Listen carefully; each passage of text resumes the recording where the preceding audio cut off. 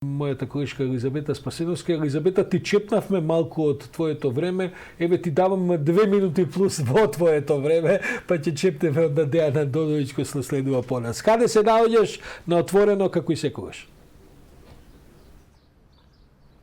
Добро утро. Денеска се вклучуваме од итната медицинска помош, каде што ќе разговараме со шеф на смена, доктор Маргарита Атанасовска Трипуновска. Добро утро за вас и добро дојдовте во утренски брифинг. Добро утро. Имаме причина зашто сме тука, тоа е затоа што деновиве зачестено ги слушаме сирените на возилата на итната медицинска помош. Верувам дека причина за тоа е и топлото време кое што го зафати нашата држава, односно портокаловата зона во која што се наоѓаме. Дали ќе се согласите со мојата констатација? Навистина има ли зголемен број на повици? Па да, според Хидрометеоролошкиот завод и денеска се очекува доста високи температури со покачен UV индекс на зрачење, затоа би ги советувала граѓаните да ги почитуваат препораките на Светската здравствена организација, поточно во периодот од 10 до 17 часот, да не излегуваат на отворено доколку тоа е неопходно. Доколку е неопходно, треба да бидат адекватно заштитени. Што подразбираме под адекватно заштитени? Пред се да носат лесна облека од памучна ткаенина, главата да биде заштитена, да носат очила и најважно да се хидрираат.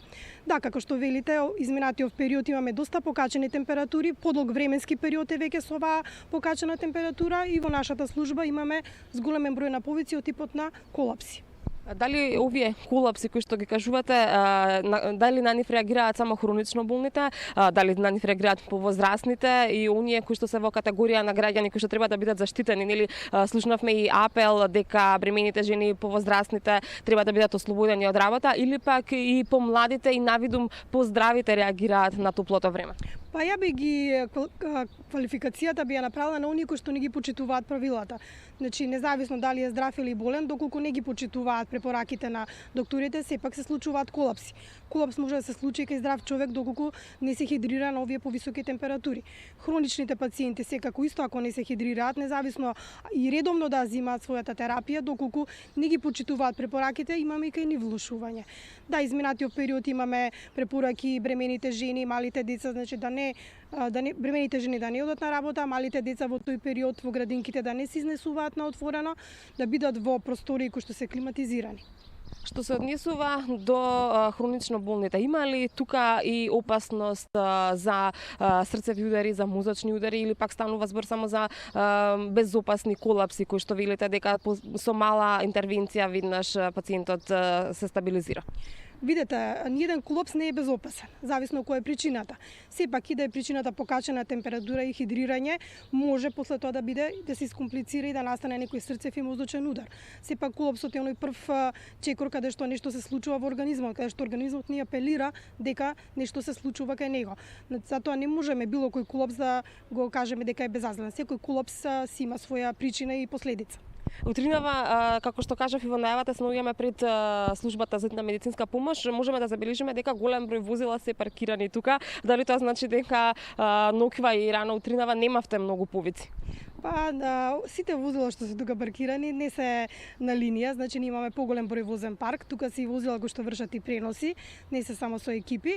Бројката на повици, можам да кажам дека изминатиот период не е променет од крајниот финалниот, оној број од 80 позиви за 24 часа. Видот на патологија е променет. Ако изминатиот период имавме ковид пациенти, во овој период зачестени се колапсите и сообраќајните незгоди. Значи треба и тие да ги напоменеме како зголемен број на повици имаме во периодов сообраќајни незгоди. Сообраќајните незгоди претпоставувам дека исто се последица на топлото време. Да, претпоставувам дека е тоа, не се хидрираат доволно возачите, губат концентрација во сообраќајот, не ги почитуваат оние правила, односно пред да се влезе во возилото, ако било подолго време на сонце, внатре имаме многу покачена температура, прво треба да се отворат вратите од возилото, да се разлади возилото, па потоа да се влезе во самото возило. Докторка би ве прашала и околу бројот на екипи. Има ли доволно екипи во итната медицинска помош за да се задоволат потребите на еден голем град како што е Скопје? Вака, од утре 1 јули, значи веќе почнуваат годишните одмори. Нашата служба користи годишни одмори. Ќе бидеме со редуциран број на екипи, но секако ние секоја година овој период сме со редуциран број на екипи и секогаш се обидуваме да ги задоволиме потребите на граѓаните.